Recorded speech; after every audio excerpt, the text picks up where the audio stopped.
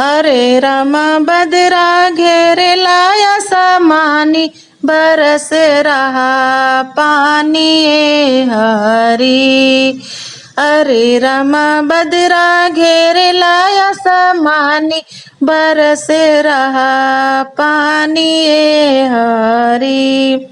सोने की थाली मुझे बनाया रे बनवलो रामा, जेवनाया रे बनवलो रामा। अरे रामा सासू गिरली बिछलाई, ससुर के देली गारी ए हरी।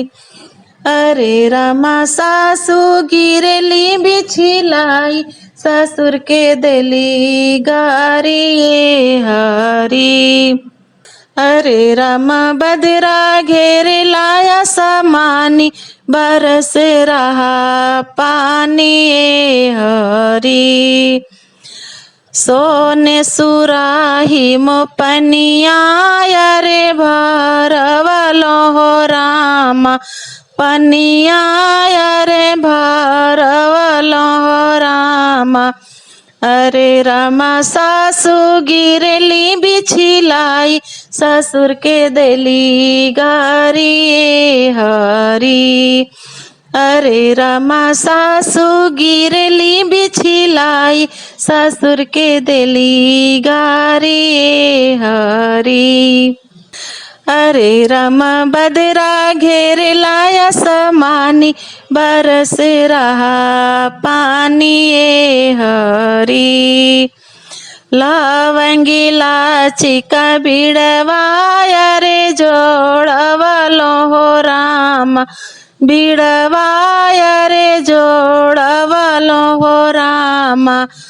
अरे रामा सासू गिरली बिछलाई, ससुर के देली गारी ए हरी।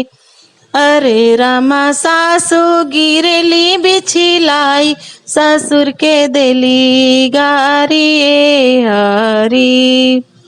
अरे रामा बदरा घेरे लाया समानी बरस रहा पानी ए हरी। फूल चुनिया चुनी से जिया रे लागवलो हो रामा, से जिया रे लागवलो हो रामा। अरे रामा सासू गिरली बिछलाई, ससुर के देली गारी ए हरी।